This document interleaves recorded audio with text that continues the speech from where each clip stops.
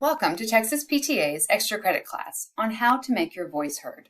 This is the one where we talk about advocacy and activism. Ready? Let's get started. If we are talking about advocacy and activism, then we have to start at the beginning with our mission statement.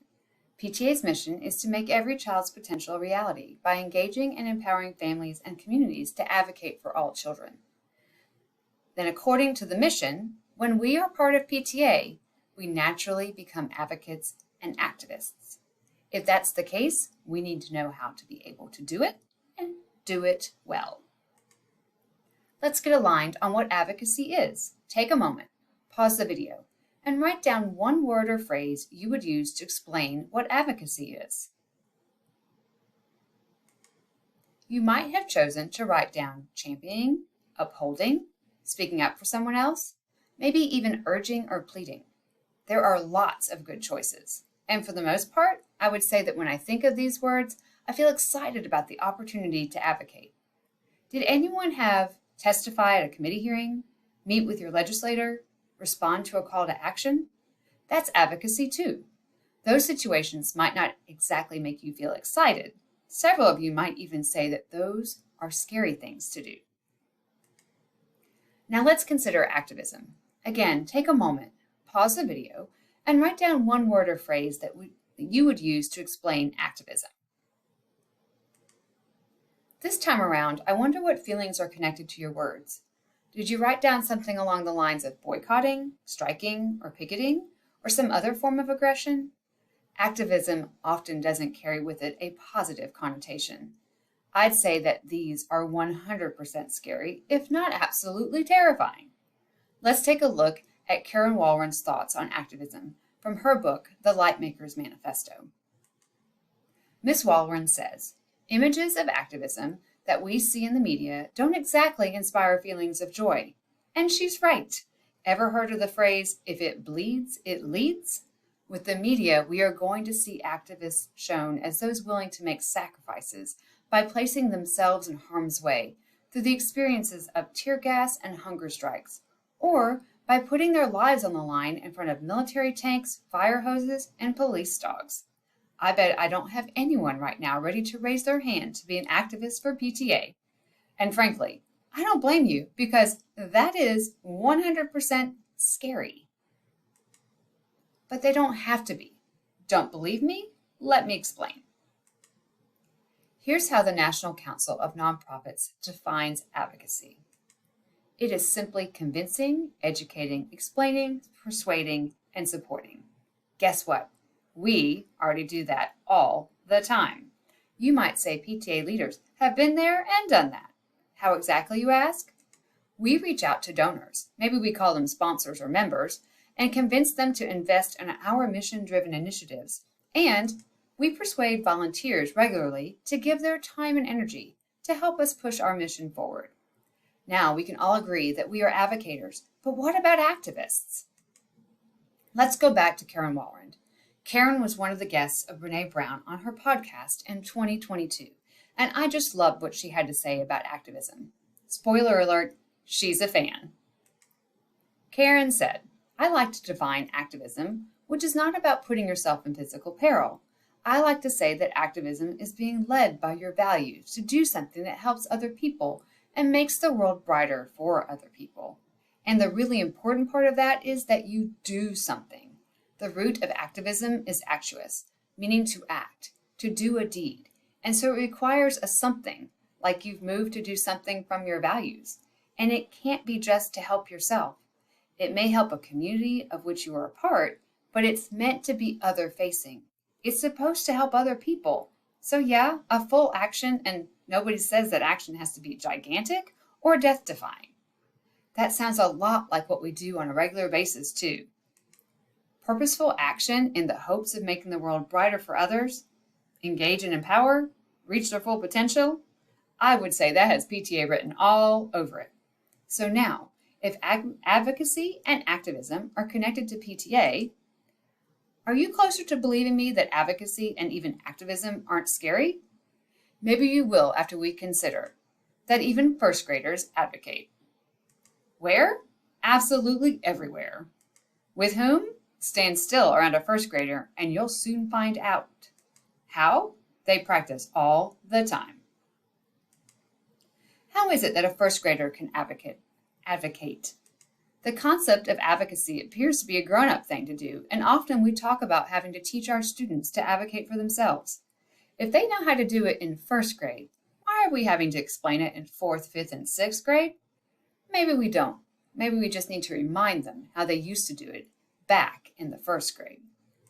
Remind them of the time that they worked really hard to convince you that they could stay up to watch the end of the TV show. Because that was self-advocating. What about the time you heard from their teacher that they spent half of their lunch period trying to get extra time in recess so that the class could actually finish a kickball game for once? Advocating again, and this time in the hopes of making the world brighter for others. Then there was the process for picking the teams for that kickball game. Yep, advocating for themselves and others. Who really is the best kicker in the class? My guess is if you really think about it, you'll discover that you advocate every day by amplifying your voice and those of others around you. I'm sure that there are several in the audience that, like me, took their children to Chick-fil-A to enjoy a hearty meal and some rambunctious playtime on the playground back in the day. And of course, they had a kids' meal. And of course, they didn't want the toy that came with the meal. They wanted ice cream. As part of the teach them to be independent techniques I tried on as a mom, I would send my 4-year-old up to the counter to turn in her toy and ask for ice cream in a bowl, please. However, my 4-year-old wasn't much more than counter height, and with the cash register on top of the counter and the cashier behind the register, she often was understandably overlooked. After much coaching for me to speak up or step back, ultimately, the best and probably fastest way to solve this problem was to go to the counter myself and lift her up to the eye level of the cashier. I was her champion, and you could even say that I amplified her voice so she could be heard. I bet you have your own story that you could tell about a time you advocated and didn't even realize it. It's an everyday activity. I know what you're thinking. That type of advocacy isn't really advocacy, at least not the type Texas PTA does. And I might agree with you on one level, the state one. But at the campus level, that's exactly the type of advocacy that can be done every day. Let's talk about the type of advocacy that most people associate with PTA, legislative priorities. Nancy Amiti, a senior lecturer at the University of Washington's School of Social Work, the project director of the Civic Engagement Project, and author of So You Want to Make a Difference, says there is a mystique around advocacy, that you have to be an expert on your issue or nearly an expert. That is not so. Advocacy, like anything else, has beginners who are not expected to know as much as the professionals, and it gets easier the more you do it. And Nancy isn't alone in believing this. The Center for Lobbying in the Public Interest, now part of the National Council of Nonprofits, states that you can learn how to lobby, whom to call, when and what to say in minutes. Say what? I know, I can hear you out there, but no one really can. And the group Students, Adults, and Youth Working Hard Against Tobacco, otherwise known as Say What, can show you. This group has created quick videos to help get their message out there and bring more people into their group to advocate for the prevention of youth tobacco use. Texas PTA partnered with them during our first Straight Talk at the Capitol in February 2020. In one of their videos, that is less than 5 minutes, they explain that there are 3 steps in the advocacy journey. Some will move faster and further than others, but we can all find a spot that fits us: education, engagement, or policy work.